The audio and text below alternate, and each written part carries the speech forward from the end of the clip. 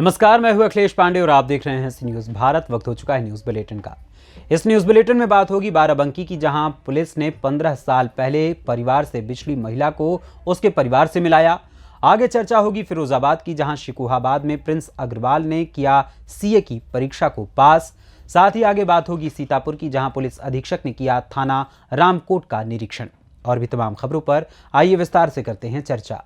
खबर बाराबंकी से है, जहां बाराबंकी पुलिस ने मानसिक रूप से बीमार एक महिला को उसके बिछड़े परिवार से मिलवाकर मानवता की अनूठी मिसाल पेश की है। दरअसल ग्राम पाटमऊ में एक मानसिक विक्षिप्त महिला रास्ता भटक कर चली गई थी, जिसके बाद डायल 112 पुलिस व वरिष्ठ उप निरीक्षक सतीश कुमार सिंह ने मामले की जांच की तो पता चला एटा जिला की रहने वाली महिला 15 वर्षों से अपने परिजनों से बिछड़ गई थी। इस दौरान जैतपुर कोतवाली में तैनात उप निरीक्षक सतीश सिंह ने ठंड से बचाव के लिए नए ऊनी वस्त्र महिला को दिए। इसके साथ ही उक्त महिला को उनके पुत्र को सुपुर्द किया गया। बाराबंकी पुलिस द्वारा किए गए मानवीय कार्य की चारों ओर खूब सराहना हो रही है। क्या नाम है आपका? मेरा नाम सर गोपाल है। तेज थोड़ा बोलिए। मेरा नाम गोपाल है सर। हाँ। 20-22 साल से मेरे माता जी गायब थी। हाँ। जिन और मुझे आज मिल रही हैं। हाँ। और मेरे लिए तो देखकर मेरे श्री सतीश कुमार जी हैं। हाँ। जो मेरी माता का मिलन है। हाँ। अच्छा, कैसे ही गायब हुई थी? कहाँ पे, कहाँ गए थे? उनकी दिमागी हालत खराब थी, जिस हाँ। कारण से ये घर से निकल गए थे। हाँ। आज जाके मुझे मिले। हाँ। अच्छा, इसमें पुलिस को आप क्या कहना चाहते हैं? ये सर भगवान का रूप है मेरे लिए। हाँ। बाराबंकी से सी न्यूज़ संवाददाता मोहम्मद अरशद की रिपोर्ट। खबर फिरोजाबाद से है, जहां आज देश की सबसे कठिन प्रतियोगी परीक्षाओं में से एक चार्टर्ड अकाउंटेंट यानी सीए परीक्षा के नतीजों में सफलता हासिल कर शिकोहाबाद क्षेत्र का नाम रोशन करने वाले प्रिंस अग्रवाल ने अपने बाबा के साथ साथ अपने पिता को भी गौरवान्वित किया है। फिरोजाबाद जिले के शिकोहाबाद नगर के बड़ा बाजार में रहने वाले प्रिंस अग्रवाल ने अपनी सफलता से साबित कर दिया है कि सीमित संसाधनों में भी सफलता हासिल की जा सकती है, बशर्ते मन में कुछ करने की इच्छा शक्ति हो। सफलता के बाद घर पर बधाई देने वालों का तांता लगा हुआ है। सीए बने प्रिंस अग्रवाल ने बताया कि उसने 10 और 12वीं परीक्षा ज्ञानदीप स्कूल में पास करने के बाद उन्होंने दिल्ली यूनिवर्सिटी से कॉमर्स में स्नातक की डिग्री ली और दिल्ली से ही सीए की कोचिंग ली। इसके बाद घर पर लगातार मेहनत के बाद उनकी मेहनत इस मुकाम तक पहुंची। इस बार इसका फायदा मिला। प्रिंस अग्रवाल अपनी सफलता का श्रेय अपने बाबा स्वर्गीय अशोक कुमार अग्रवाल, पिता अजय कुमार अग्रवाल, चाचा मनीष कुमार अग्रवाल, माता प्रिया अग्रवाल को देते हैं। प्रिंस अग्रवाल ने युवाओं से कहा कि सभी को सफलता जरूर मिलेगी, बस असफलता से डरो मत और अपने लक्ष्य को प्राप्त करने के लिए प्रयास करते रहो।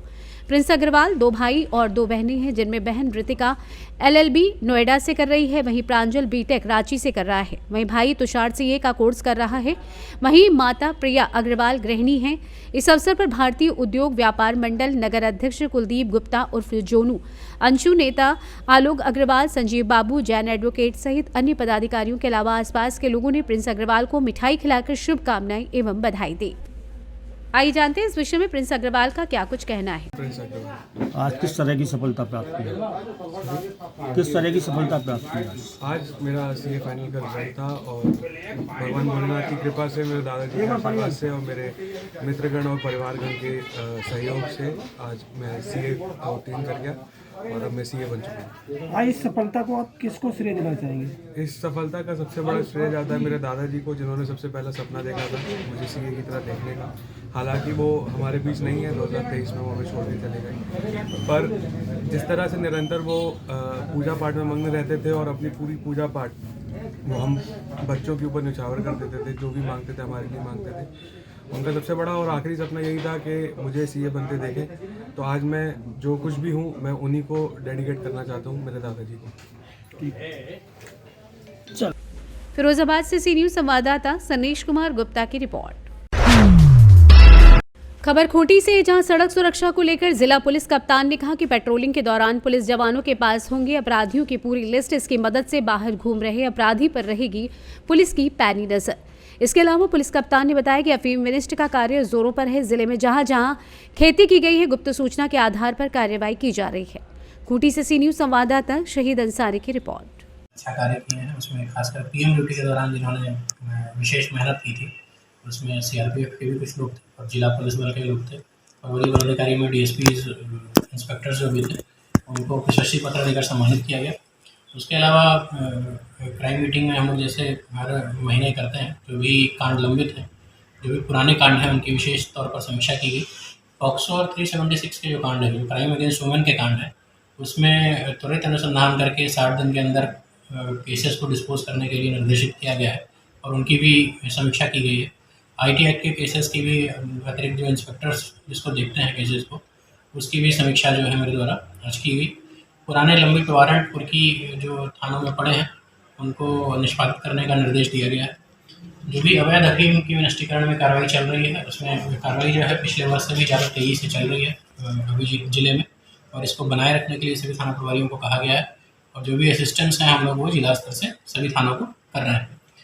इसके अलावा जो पेट्रोलिंग का हमारा सिस्टम है उसको और मजबूत करने के लिए थाना प्रभारियों को निर्देशित किया गया है कि सभी पदाधिकारियों को, जवानों को ब्रीफ करें कि पेट्रोलिंग के दौरान कहाँ जाना है, किसको चेक करना है। फिरोजाबाद से सी न्यूज संवाददाता सनीश कुमार गुप्ता की रिपोर्ट। खबर सीतापुर से, जहां पुलिस अधीक्षक सीतापुर चक्रेश मिश्र महोदय द्वारा थाना रामकोट पर पहुंचकर थाने का निरीक्षण किया गया।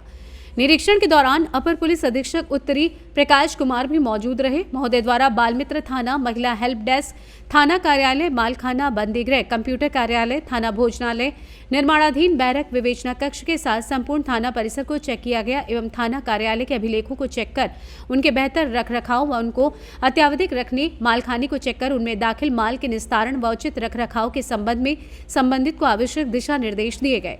साथ ही आगामी चुनाव के दृष्टिगत थाने पर तैनात उपस्थित समस्त पुलिस कर्मियों एवं ग्राम चौकीदारों के साथ वार्ता गोष्ठी की गई। पुलिस अधीक्षक महोदय द्वारा ग्राम चौकीदारों के साथ वार्ता के दौरान उनके क्षेत्रों के गांव की समस्याओं, अपराधों, व्यक्तिगत समस्याओं के विषय में जानकारी लेते हुए विस्तृत चर्चा कर फीडबैक लिया गया एवं पुलिसिंग को और बेहतर करने के विषय पर चर्चा की गई।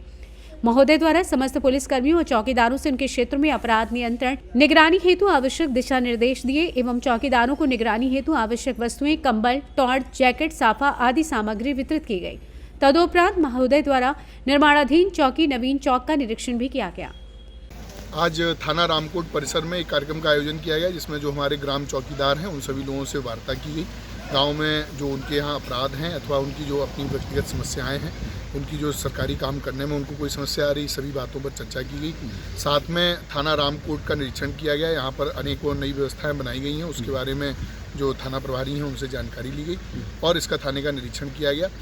साथ में क्षेत्र में चलने वाली अनेकों जो कार्रवाई हैं, आगे चुनाव की तैयारी है, उसके बारे में चर्चा की। सीतापुर से सी न्यूज संवाददाता अंकित अवस्थी की रिपोर्ट। खबर टीकमगढ़ से है, जहां इन दिनों गेहूं की फसल में किसानों द्वारा कीटनाशक दवाओं का छिड़काव किया जा रहा है, लेकिन इन दवाओं से कई स्थानों पर फसलों में नुकसान के मामले भी सामने आए हैं। एक ऐसा ही मामला ग्राम ममोन से सामने आया है, जहां पर किसान द्वारा कृषि विभाग में शिकायत करते हुए बताया गया है कि उसके द्वारा मऊचुंगी की स्थिति भारत बीज भंडार की दुकान से कीटनाशक दवाई ली गई थी और उसका उपयोग उसके द्वारा फसल पर किया गया था। उससे फसल खराब हो गई और जब इस मामले को लेकर दुकानदार के पास पहुंचा तो उसके द्वारा मौसम की खराबी और सही तरीके से दबाव का इस्तेमाल ना करना बताया गया। जब हमारी टीम दुकानदार के पास पहुंची तो उनके द्वारा बताया गया कि जो दवाई वो बता रहा है वो दवाई नहीं ले गया था, उनके द्वारा दूसरी दवाई का नाम बताया जा रहा है। हालांकि मामला कृषि विभाग में चल रहा है। जानकारी के अनुसार कृषि विभाग द्वारा जांच टीम बनाई गई है। इसकी जांच रिपोर्ट के बाद ही वास्तविक स्थिति स्पष्ट हो पाएगी, लेकिन फिलहाल किसान को नुकसान हुआ है, वो नुकसान किसकी गलती से हुआ है ये जांच के बाद स्पष्ट होगा। आइए जानते हैं इस विषय में दुकान संचालक मोहम्मद परवेज और किसान माता दीन यादव का क्या कुछ कहना है। क्या नाम है? माता दीन यादव। माता दीन, बताइए, आपने शिकायत की है कृषि विभाग में, क्या मामला था? जी, मामला ये था कि हम ले गए थे भारत बीज भंडार से दवा खेत में डालने के लिए, तो उससे फसल हो गई नष्ट। हम उनके पास गए, बोल रहे बिल नहीं दें, कोई दिक्कत नहीं है, ये समस्या। बिल भी नहीं दिया आपको? बिल नहीं दिया हमने। कौन सी दवाई थी? आईटोन। काय के लिए ले गए? बंजवा मारने के लिए। कितना नुकसान हुआ होगा? 1 एकड़ फसल बुगी थी, 1 एकड़ जमीन में पूरी नष्ट हो गई। क्या चाहते हैं? हम उसका हर जाना चाहते हैं और कुछ नहीं। तो बिल आपको नहीं दिया, किसी को बिल देते नहीं है? किसी को बिल नहीं देते हैं, किसी को नहीं देते हैं बिल। क्या नाम है आपका? मोहम्मद परवेज। किस नाम से दुकान है आप? भारत बीज भंडार।